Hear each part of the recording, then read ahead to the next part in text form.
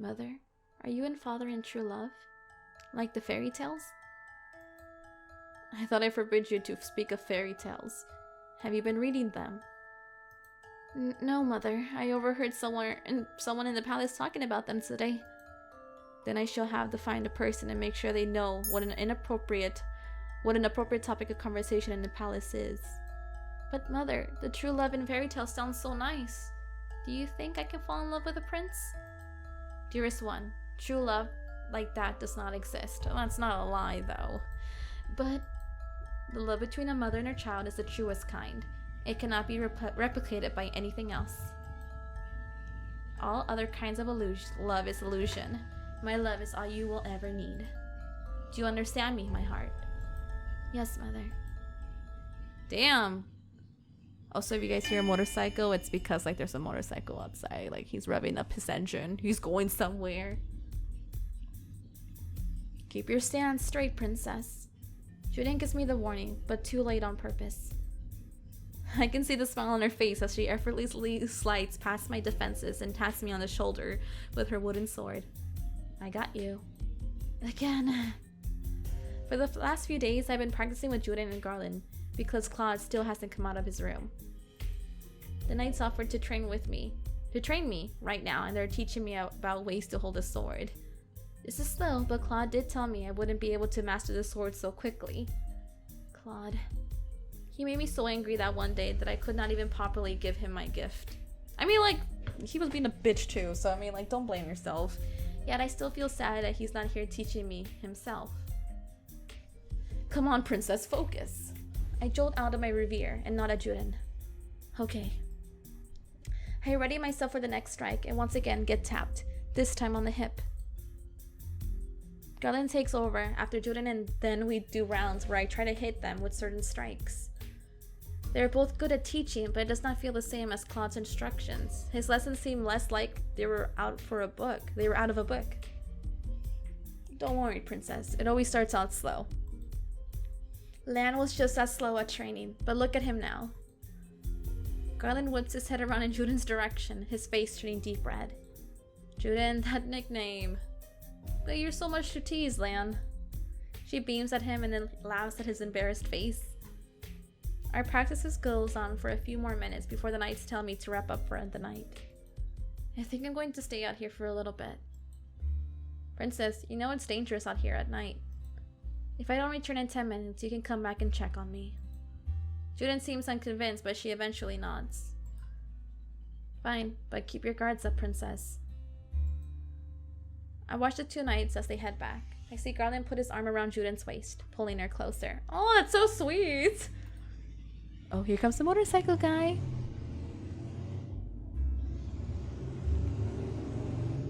There he goes. Bye-bye, Mr. Motorcycle Man. Have a good night, I guess. It's like midnight, bro. I turn away from the sight, ignoring the heavy feeling in my stomach. I'll just practice the swings for 5 more minutes. Oop. The only thing I hear in the clearing while I practice is my shallow breathing and my wind in my ears. Something breaks my concentration, however. I see a glimmer of color in the forest and I instantly stop, my hands growing tense at the wooden sword. What was that? I glance around at my surroundings and then I freeze when I feel a hand on my shoulder. I can feel someone's breath on my neck. This all feels familiar. Is this Claude? I don't think so. I don't know why I don't. Turn and point your sword at him. I'm pretty sure I'd recognize Claude's hand, but because I know it's him, I also know what he wants me to do. I duck away from his hand and turn quickly to point my sword. The tip of the wood is at his neck, and for a few stunned moments, I think I've won. Even Claude looks surprised. It's really him. But then Claude's hands have moved and he has one hand over my wrist and the other on my sword. Good, MeliZ booty. Oh yeah! You realize you have had an opening, but you broke your concentration. Claude. Claude removes his hand and allowing me to lower my sword. I'm sorry, MeliZ booty. I feel my breath catch in my throat when Claude holds out the rose pendant that I got for him. I feel my cheeks flush. You accidentally left this beautiful thing in my room when I came to return it. Return it? Yes, you left it in my room, and so I thought it'd be appropriate to bring it back to you. Does you really think I left it there on accident? Idiots! Why would I leave it in your room on accident? What? I bought it for you, and I wanted to give it to you, but you were acting so strangely, and... Claude's eyes widen, and surprise clear on his face. MeliZ booty, you bought this for me? Why does he look so shocked? Claude looks at me in awe for a few moments. His eyes go back down to the locket. He traces a finger on the intricate shape. His eyebrows slowly furrowing. It's to thank you for everything you've done for me. MeliZ booty. This is beautiful. He lets the chain fall through his fingers as he stares at the rose, pendant with adoration. I feel my heartbeat stutter as he turns to regard me with the same gentle smile. No, F you. You were being a dick to me, dude. He leans toward and my breathing stops as he reaches out to hold up my glass slipper necklace. He's standing so close to me. Is it gonna, like, change? You really are a good person, MeliZ booty. You completed your second good deed. Okay, I thought it was gonna be like the third good deed. I'm like, no, wait, no! I think some kind of congratulations is in order. Is there anything you want that I can give to you? I look up at him and notice that Claude's smile doesn't reach his eyes. He still looks so sad. Oh man, I'm gonna have to save somewhere because, like, I need to tell this boy, I need you to smile or something. I don't know. Like, do I say I want a hug? That doesn't seem like me. I want you to smile. Claude looks at me, his expression puzzled. His chuckles softly. But I am smiling. No, I want a real smile. One that isn't so sad. You saw right through me. We have been partners for long enough. I don't know if I chose good or bad, but you know what? Fuck it. How about this one? He smiles a little awkwardly, and then the quirk of his lip looks more embarrassed than bright. I raise an eyebrow in confusion. No need for that look, darling. I really do appreciate you worry for me. No, he doesn't call me love, so I'm just like, nope, don't. Carmesseling stops, eyes wide. He puts his hand on his chest and takes a step away from me, his fingers clutching at the fabric of his shirt. Oh no. Oh no. This is so pretty that I really, really want to take a screenshot. God damn it, why does this game has so... the freaking art is so beautiful. Like, I know we're having a moment here, but, like, appreciate the fact that the art looks incredible. Claude has a pain expression on his face, only making me more anxious. Not now. Claude, are you okay? What's wrong? MeliZ booty, don't worry about it. He lowers his hand with his pained smile, slowly fading from his face. This does little to reassure me. It was my fault. You were locked in your room for so long? Was it my fault you were locked in your room for so long? He just looked so pained to be anywhere near me. No, most definitely not. I was feeling under the weather. And also bitter. Bitter? Why would he feel bitter? But it's not for you to worry about, darling. For now, we should head back. It's late and you need rest. I just got back from patrol, so I would like to rest as well. I don't know. My heart hurts. Like, this doesn't seem right. Is everything else... there anything else I can do for you? No, sweet MeliZ booty. You've already done enough for me. He clutches the rose locket in his chest and sighs out a little with a gentle smile. This smile feels real to me. This is a beautiful gift, and I will treasure it always. Thank you, MeliZ booty. Now shall we head it back? I nod at him, and we suddenly walk back to the market. When we make it back to the tavern, I feel tired, but also lighter than I have for weeks. Claude wishes me a good night, before slowly walking off to his room, holding the rose locket I gave him tightly. I'm not convinced about anything. Today I'm walking around town to do some errands with Claude. It has been quite a while since we have done this. Today, though we are here to run errands, there is also something else that drew me into town today. Yesterday, Waltz came back to the march and told us of an announcement the king was making today. Apparently the announcement has been posted for at least a week's time, but Waltz only caught on to it after hearing about it from the crowd after one of his puppet shows. Are they gonna have a ball? I'm not sure this announcement entails, but I feel that I need to see the king to make it with my own eyes. Or it's like crowning of the princess or some shit like that. I can see more people milling about than usual, which means most of them must be waiting for the king to speak. I have a bad feeling about this. It is not strange for the king to make announcements, but this feels so sudden. And with everything else that's happened to me, I feel on edge. Well, MeliZ booty, you made these bags sound a lot lighter than I'd actually be. Stop complaining, Miss Karma. You get valuable experience out of carrying bags. Seeing Claude complain is amusing, especially since I know he can handle the load. I feel like a servant.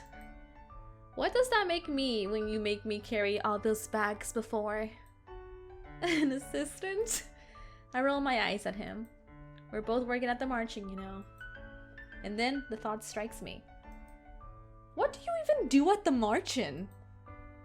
Claude looks surprised at my question, but then he quickly smiles at me. I train the knights, of course. I also attract customers with my beautiful reputation. I start laughing and Claude's face flushes. Darling, I get the feeling you're laughing at me. I wonder. We finish up the rest of our errands and then sit down at the town plaza to rest. Claude leaves briefly and then returns with a slice of cake for both of us to share as a snack. We have a lot of things I want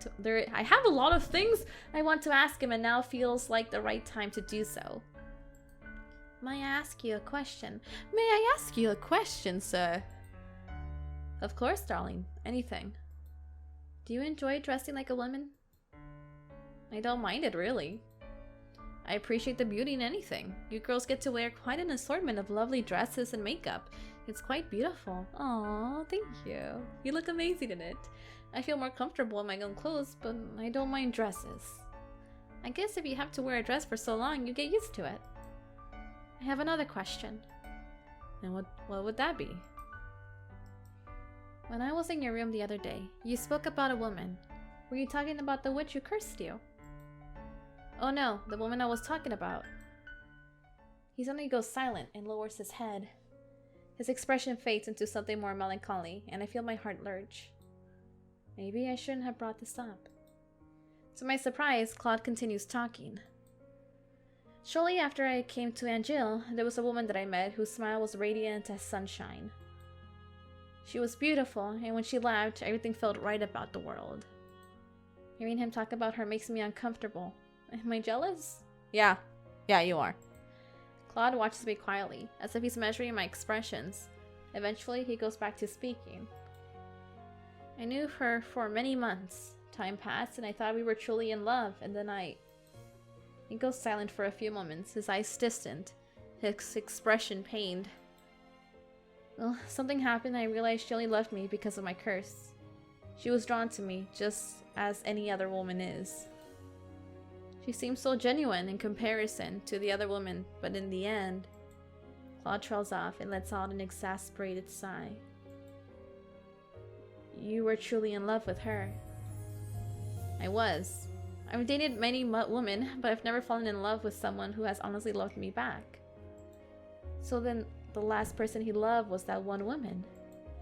Claude looks at me, and for a few moments, he does not speak. MeliZ booty, do you mind if I ask you a question? No, I don't mind. Have you ever loved anyone? My mother, of course. I was referring to a romantic kind of love. Romantic kind of love. What does that kind of love feel like? Allow me to enlighten you. He smiles at me, and it's surprisingly genuine. It can feel simultaneously like floating and sinking. Your heart stutters and you worry about small things, about offending this other person in some way. You wonder if they'll like what you're wearing, or if you would prefer a sandwich to a casserole when you treat them for dinner. You begin to find beauty in all of the things that they do. Their presence makes you feel complete in a way you have never thought of before. You try to imagine life without the person and find that you cannot.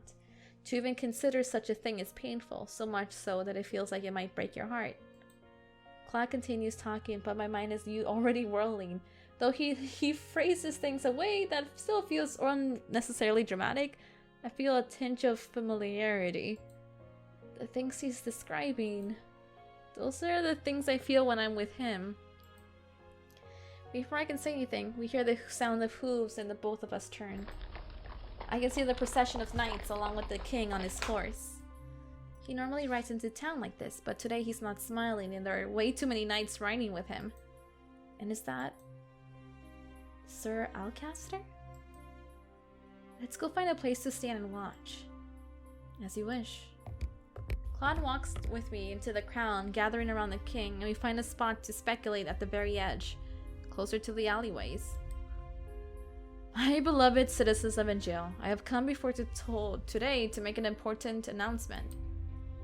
Ever since I was given this crown, I have sworn to live my life for the people and to rule in all fairness, so that our kingdom could enjoy great peace.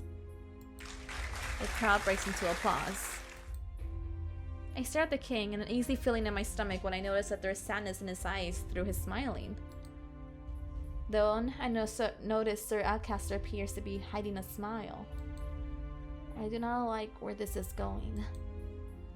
The king's speech goes on for long minutes after that, with him detailing the commitments he's made, the goals he's set, and finally, his love for the people. The audience around us claps and cheers, but Claude and I are silent. Something's not right.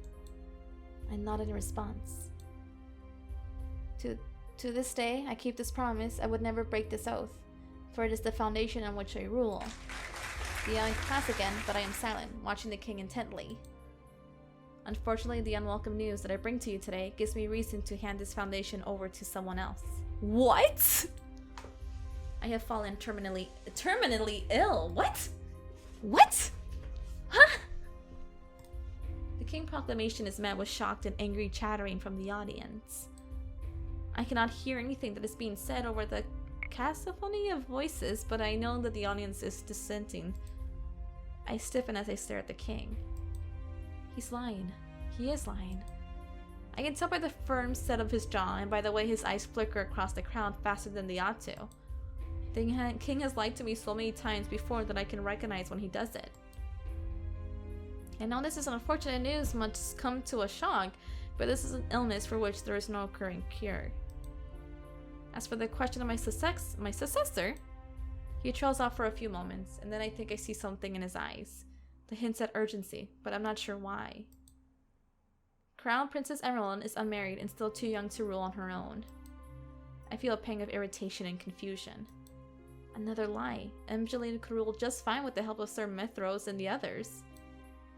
After much thought, I have come to the conclusion that our kingdom will still continue to face danger from the witches. It is the best to put the capable hands of the commander of the Order of Caldrea, Sir Alcaster. What? I cannot hide my shock. The rest of the audience reacts similarly.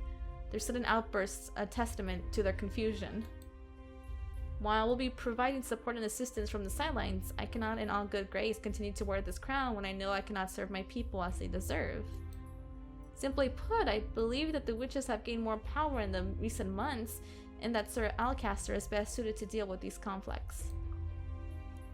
The fairy tale curse runs more rampant these days, and there have been more reports of incidents involving magic. The Marine continues, except now the townsfolk sound panicked. This cannot be true. I do not miss the reluctance in the king's next words. Sir Alcaster has also suggested a number of remedies to our laws, especially concerning our security and work hours. I believe that Sir Alcaster can better rule this country in these turbulent times. Please show him all the love and loyalty you have shown me. That bastard. Claude has a foul expression on his face, and his words feel heavy, even in a low whisper. I know the king. He takes every duty upon himself, and he would never hand his crown to someone else. Once Sir Alcaster comes to stand on the podium, he silences them with a glare. Citizens of Angel, I swear to you that I will serve you as Gennaro has. That being said, I also believe some changes will be made. Sir Alcaster continues to speak. He mentions things like curfews for safety, extended work hours, and additional taxes to go towards the knights. But I slowly beginning to block out and drone out the drone of his voice. What's going on, sir? No. Alcaster must have done something to force the knight into the charades. The king to the charade.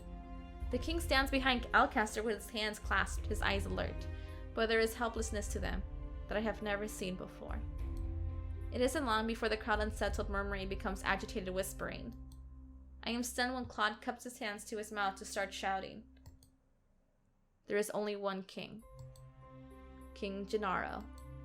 Claude grips my hand and starts leading me outside the skirts so that people cannot spot him as he continues his shout. The crowd begins to chant along with Claude, and then they draw nearer to the stage where my father and Alcaster are standing. There is only one king, King Gennaro. There's only one king, King Gennaro. Let's go, MeliZ buddy. Damn, he just started him off. Congratulations, honey. I'm just like reading because at this point I'm just like there's nothing to react to. It's just like holy shit, he's king.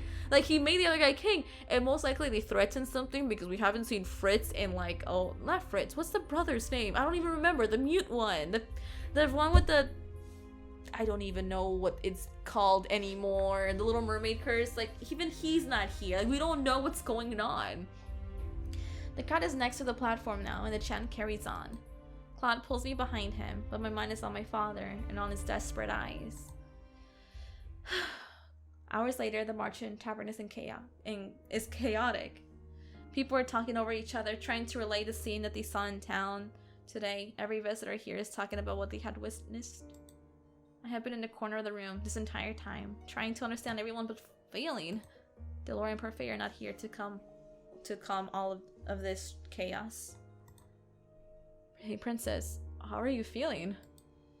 I also almost jump when I hear Rumple's voice. Surprised? I feel when a damsel in distress, my lady.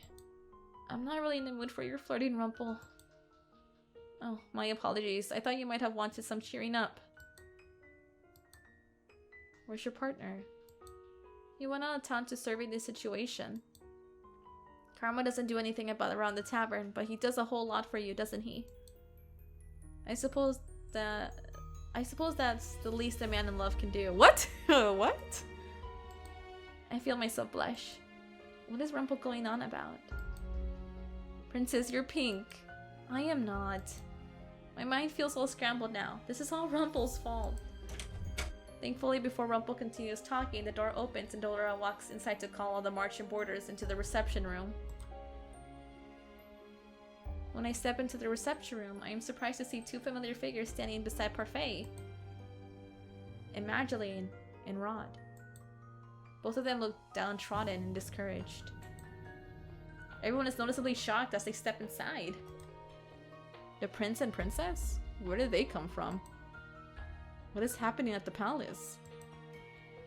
What of Queen Ophelia? We need silence in the room, everyone.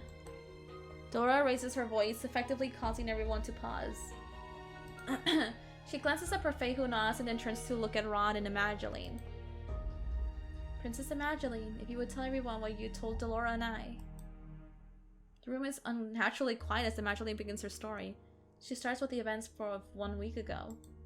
In the middle of a family dinner, Alcaster burst in with soldiers and seized her, Rod, and Ophelia in front of the king. Sir Alcaster said that if the king did not hand over his crown, he would kill us. You have no idea a coup would be staged. The three of them were taken down to the prison cells, with Ophelia taken to a separate cell. Sir Fitzgerald, Fritz! Helped us escape, but only just barely. Fritz, are you just openly disobeying your father? I hope that he's safe. Alcaster wanted to kill the king. I'm sure that he still will. But he has no reason to. The king has already handed over his crown. I speak before even realizing. Everyone stares at me, including Ron and Evangeline. Alcaster's a foul man. I only think he usurped the throne now, without violence, because he wants less resistance from the people. He never spoke up to my father before. Did you just say father? It's a long story, Imagine the looks between Ron and I and her expression confused. You know each other? We do. Imagine looks like she wants to say something, but she remains silent. Our mother is still inside the palace. We need to save her somehow and serve Fitzgerald. Yes! What happened to Fritz? We don't know. He helped us escape, but we responded at the last minute. He told us to run ahead and leave him behind. We didn't see him again after that, and we couldn't just wait, so Rod brought me here. Right now, we need to piece together the situation as quickly as we can, and then we need to figure out a way to save the king. I knew Alcaster was up to something, but I never thought it would be to escalate this into this. Juden, what do you know about this? Grant and I weren't stripped of our titles because we disobeyed Alcaster's orders. It was because we overheard Alcaster plotting something and tried to tell the king of his plot. We gave him a warning, but the king did not believe us, not with Alcaster Mithros whispering in his ears. The king didn't think Alcaster was possible of such betrayal. He thought he was just trying to turn against Alcaster for our own gain. And so Alcaster stripped us of our titles and banished us from the palace. Lady Parfait found us, and while we were happy to help out at the tavern, we also intended to eventually do something about the mess in the palace.